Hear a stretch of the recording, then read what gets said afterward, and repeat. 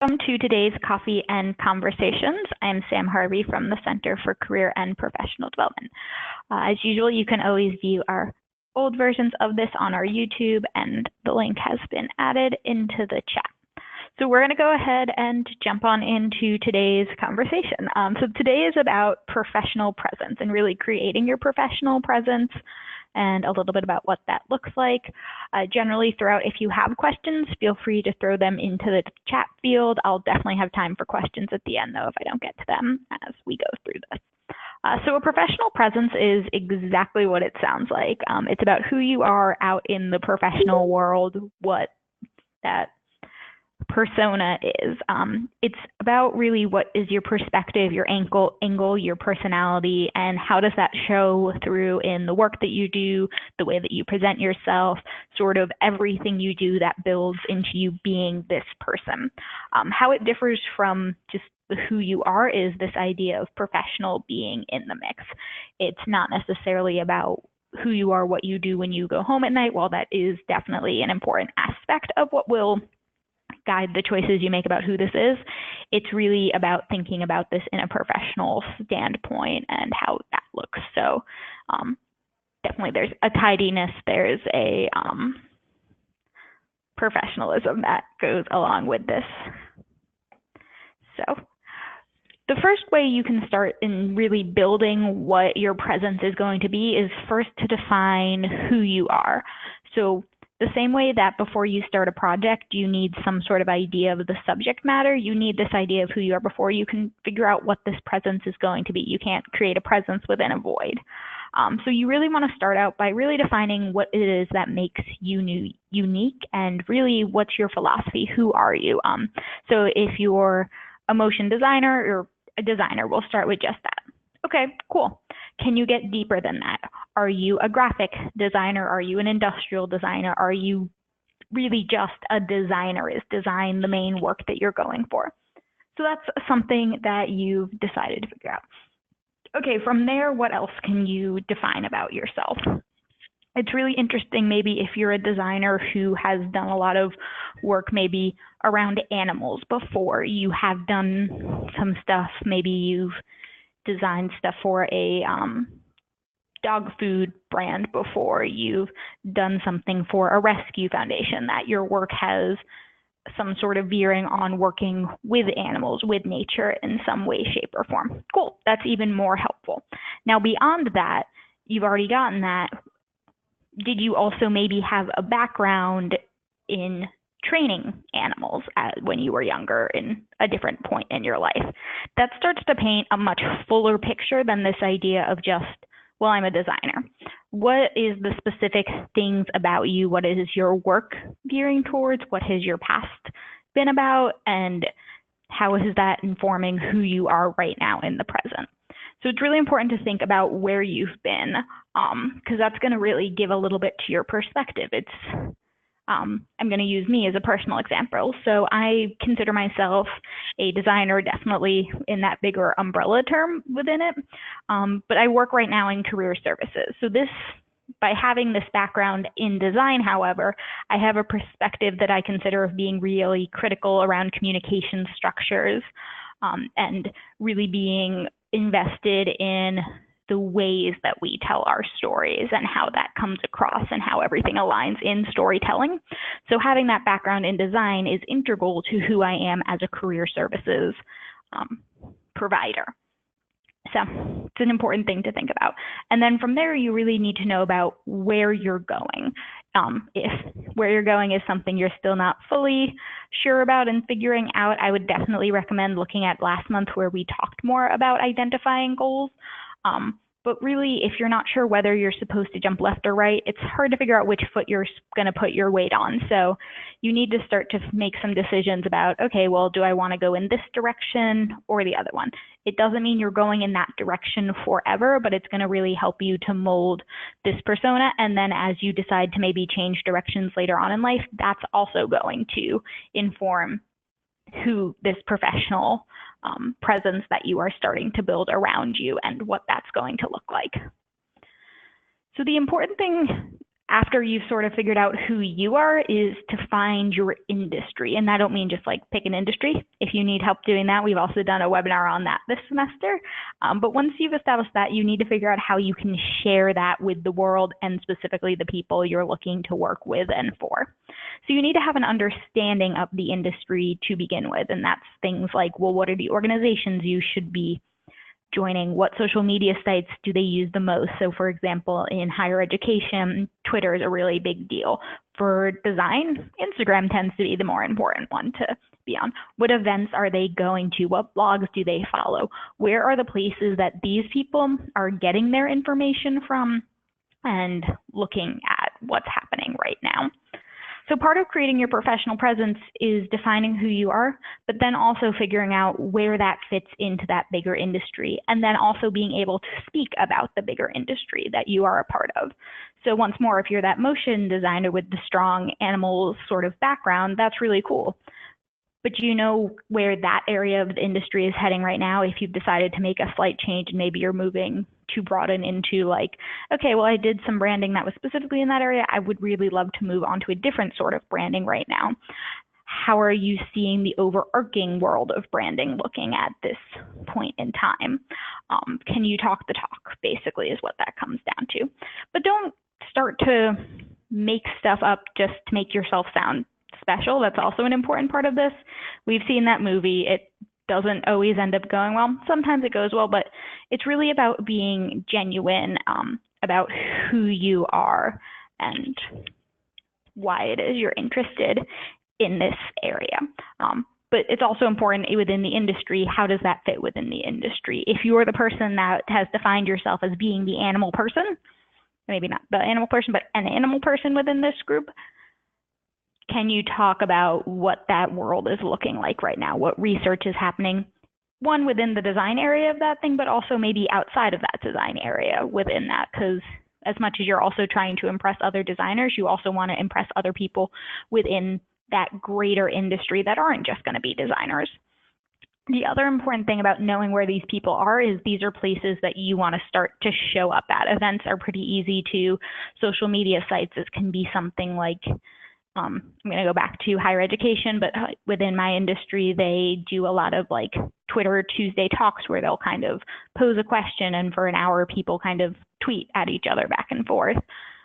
That's somewhere that you can show up in order to start to be a name that people will recognize. They'll start to attach the ideas that you're putting out there during that time period to that name that they're seeing there. And then if they meet you at an event or they see you around somewhere else, or someone's talking about possibly hiring you at a job and that name comes up, that's someone that will have an impression of who you are and be able to talk about you in some way, shape, or form.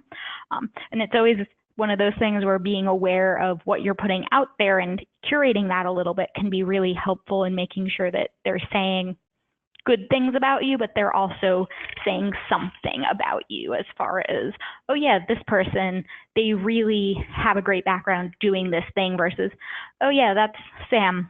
I don't know, they post sometimes. Well, are they good posts? They're posts. You don't want to necessarily be that flat line. It's better than being bad, but you definitely would prefer that they actually have some impression of you and what you do and who you are. And a really great way of starting to see what that impression could be is to Google yourself. So if you haven't done it before, do it. If you have, do it again. Do it periodically. You want to regularly check and see what's showing up when you Google yourself. So a huge part of a deciding process in any way, shape, or form is going to come down to what they find when they Google you. So this could be for jobs, this could be for grants, residencies. A big portion of the job that I do here in the fall is working with Fulbright applicants, and I know for Fulbright especially that sometimes the people judging that will Google the people that have submitted applications for them. So the first thing you really want to know is the person that appears in the search actually you? This is going to be really, really dependent on your name. So if you have a common name, if you're not showing up, that's not going to be a shocking thing to do. But you want to kind of consider then, is there something you can do to brand yourself that's going to help in that search? So for example, if your name is Jane Smith, can you become Jane Smith, and then if I also Googled Jean Umbrella, did you come up because you made Jean Umbrella at one point? That's a really bad example, but that was what I was able to think of earlier when I was working through this presentation. But you really want to be, so if that's for the common name, for someone that has a more rare name, you're going to probably be the person that comes up. So that's also something to be aware of, is how much other information you might be fighting against.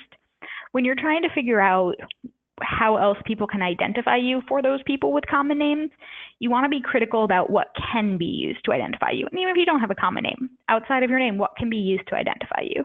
Is there a piece of work that you're most known for? Have you done something interesting with the way that you look? Is there some event that you helped head? What is it that people can identify your name with? For me in high school, I had neon pink hair and I was the girl with neon pink hair in high school. That was my identifying factor within the high school that I went to.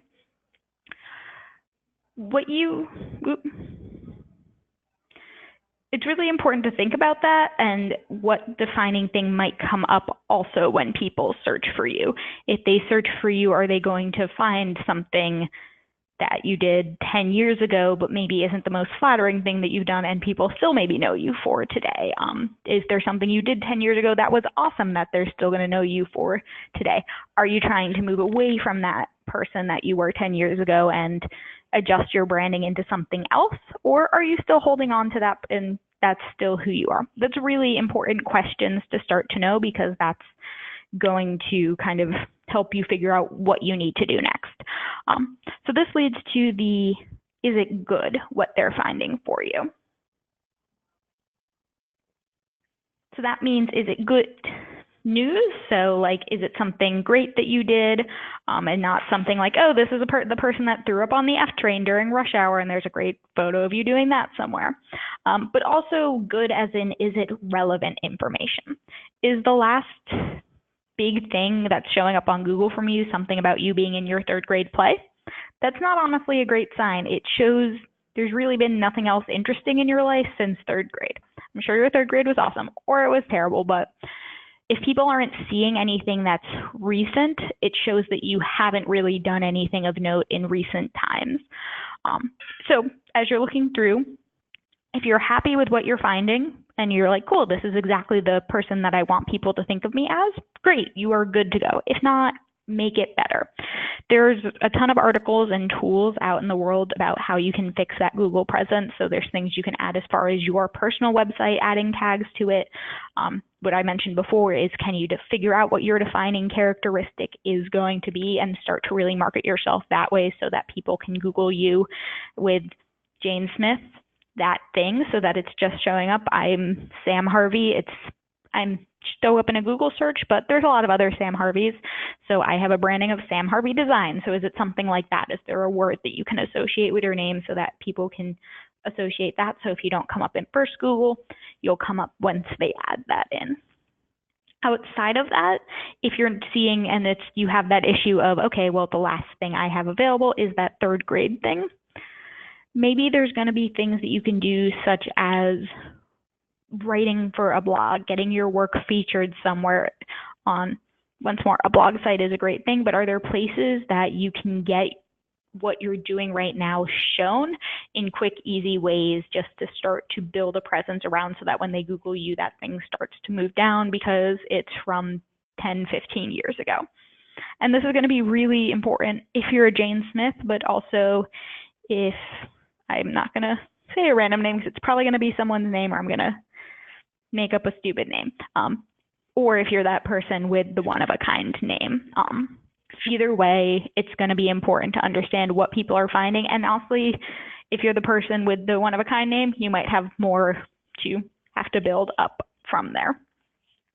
So the next sort of step is to actively brand yourself. So now you've kind of figured out, who are you as far as Google is concerned, who are you as far as the industry is concerned, where you fit in, and who are you as a person. So now you need to create the brand around that. So This means coming up with a visual, written, and spoken language you are going to use to describe yourself. So visual means something as simple as, how do you set your name on your resume? Are you setting it that same way on your website? Do you use complementing profile images throughout your different web presences? And what are those things saying about you? Are you using a really dark, bold mark, or are you using something quieter and more whimsical? When somebody meets you, does that mark make sense to them? If you're kind of doing this like big, bold, I take up space kind of mark, but you show up and you're like, not even just tiny, but if you're someone that's like, okay, I'm a smaller personality, I'm a little bit quiet, or I don't spread myself out into the world, that mark might not be the best one for you. You want people to see the mark, see the person, and be able to connect it all together. One, if you're in the design world, that shows a good sense of design, but it's also a really good way of being able to give people an expectation of what they're going to do when they see you. Maybe that's what you're going for, is that your mark is something you're completely different, you're into subversion. You need to make sure that that's showing up throughout the rest of the ways that you're presenting yourself as well. So then the next thing is going to be your spoken language. So if you say something like you're passionate about sustainability within your resume on your website, so in your written materials, and that your photos also, especially if you have an Instagram, are also aligning with that in some way, is that also what you're talking about? Are you underlying conversations with those ideas in mind and using it as a touch point for your decisions?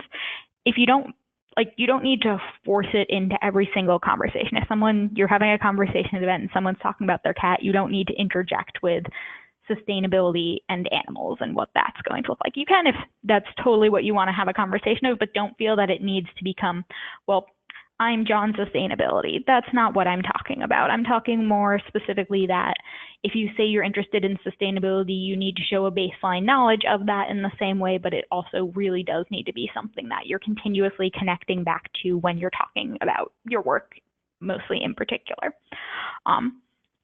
So really the big questions are like, is this idea showing through in your work, and is the projects that you're talking about being excited about, is this a key component of it? If you're starting to look through and you're going, I do say this word, but it's not exactly what I'm talking about. It's not really, I'm just put it in because it sounded good because I heard other people saying it. If you're feeling that it might just be a buzzword, that's totally fine. Rather than changing the way that you think or you describe yourself, it's going to be about changing the words that you use to describe it. So if you realize that it's not about sustainability in the really in-depth way that we can get into sustainability, but you're more interested in really specifically preserving nature, and that's really where your focus is, then maybe you move it more towards that. So then someone will see, okay, cool, this isn't someone I'm necessarily going to talk to about, well, this was probably not my best example to choose from because sustainability can be really everything. But if you're talking about like the preservation of nature, then maybe you're focusing more specifically on these initial natural spaces or these untouched nature areas, and maybe less about the way sustainability can be used in like an urban environment. So maybe that's also the specific thing, is getting more specific with this idea. Maybe you're talking about urban sustainability versus rural sustainability versus agricultural sustainability. The more you can start to define these words down, the better easier it's going to be for you to describe yourself and for other people to get that picture of who you are. So always, you can start broad, but always getting as detail specific as possible as you go. So then sort of the final area of this that I want to touch on, because it is a huge part of what your professional presence is going to actually look like, is this idea of social media. So this is one of the best places to really focus on being able to create your professional presence. So definitely, I highly recommend get onto social media once more, look for what's being used within your industry and get active on those sites. Don't do it superficially though. I'm not someone who uses Twitter. If I try and use Twitter, it's weird, it's awkward. I'm not going to ever be a Twitter user. But it's something that you can try to make a habit of. If you're not really an Instagram person, but you see that Instagram is a great way for starting, what we've been seeing, especially in our office, is it's a great way to find a job and connect to the industry. So maybe you start to give yourself a goal of, okay, I'm going to post once a week. That's what I'm going to do. here's what I have to do in order to make this happen. And if it's really not for you, that's also okay. You'll just have to look for other ways into this industry. It might be then going to more events, connecting more with organizations, and less doing it through your computer or phone. When you're making these profiles, think of them as professional profiles. Use it to show your work, talk about your work, and connect with the people who will care about your work. As I've mentioned a million times, Instagram is the best place for art and design students right now. You can have your personal one, and that can be where you post pictures of your friends, your pets, your food, and then you should have a different one about showing your work. You might love you probably love your animal, and it's great, but if that's the main focus of the social media account, then this is not a professional account. A professional account, really the main focus of it should be what you're working on, inspiration for what you're working on. It should be much more curated down. And there should be very specific reasons why it's going up there. Sometimes it might be, hey, I'm doing some work. Oh, here's my cat. That's fine. It shows, but it's still connected to the fact that you are doing work at that time, that you are posting the picture of your cat or later posting the picture of your cat. Along with that, you really want to figure out how are you tagging companies, how are you using their hashtags and getting onto the radars and not just passively posting hoping that someone's going to find you. Social media is really about actively engaging with other people to get them to see your work that way. Some things that we've seen is, so hiring managers often will have specific profiles where they look for upcoming talent and are totally happy to have someone at them for a new design that they're working on, something like that. But it's important to also be aware that not every company operates in that way. So it's important, one, to be aware of the companies that you're working with, once more to be aware of the industry if that's something happening within your industry, and to also know that if somebody denies your request, that's totally fine. As long as you've gone through keeping it professional, as long as, once more, it's a professional curated Instagram that you're keeping and you're keeping everything on that message, then they might just not be using their social media in that way. And that's okay for them to have said, no, it's probably not going to harm you in any way. But it is important to make sure that you're also not like, oh, I tagged a picture of me and my friends in this thing of me and my friends with this hiring manager's tag, because that's not something that they're interested in seeing. They're interested in seeing your work. They're interested in seeing sort of what's going on with you. They're not necessarily interested in seeing you hanging out with your buddies. And that's just important to know. Then the other important thing, just because we're talking social media, it's always good to just stress it, is being aware of what's private versus what's public. Be aware of what your settings are and know that private doesn't always mean private. We live in a world of screenshots and constantly changing privacy policies. So even if it is your personal profile and you went through and made sure that it was super private, always be aware of what you're posting, because it's easy enough for someone else to take a screenshot and send that and put that out. And the next time you Google yourself, that might be what ends up showing up. Yeah, and I think that's it. Yep. So that is the presentation for today.